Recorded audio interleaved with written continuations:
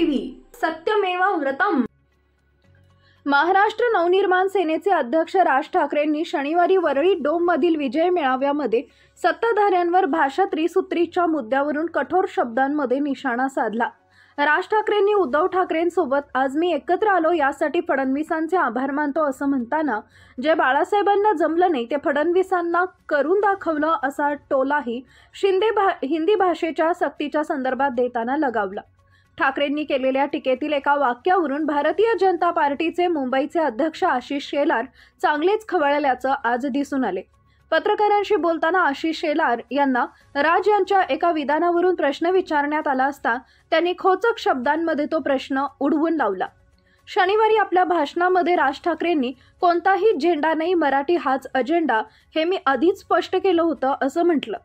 पुढे बोलताना राज यांनी माझ्या मराठीकडे, महाराष्ट्राकडे वेड्या वाकड्या नजरेनं कोणी पाहायचं नाही असा इशारा दिला।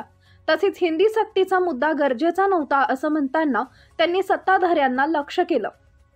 खरं तर हा प्रश्न अनाठाही होता, काहीच गरज नव्हती। अचानक हिंदीच आलं कुठून कळलं नाही मला। हिंदी कशासाठी, कुणासाठी हिंदी? लहान मुलांवर जबरदस्ती करताय, कुणाला काही विचारायचं नाही। आमची सत्ता बहुमत आम्ही लादणार असं म्हणत सत्ताधाऱ्यांना सुनावलं।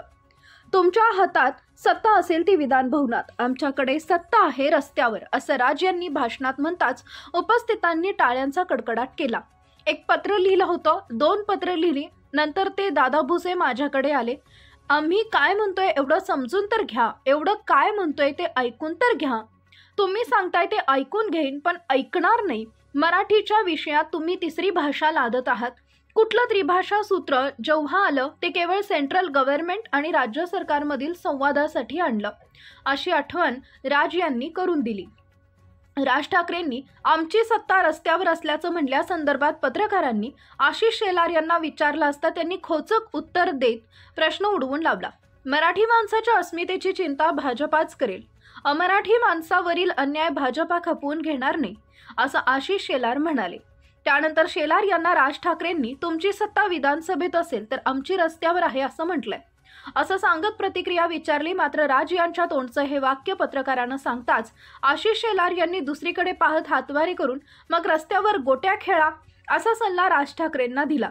या माध्यमातून आशिष शेलार यांनी त्यांचे चांगले मित्र असलेल्या राज ठाकरेंना डिवचल्याचं दिसून येत आहे।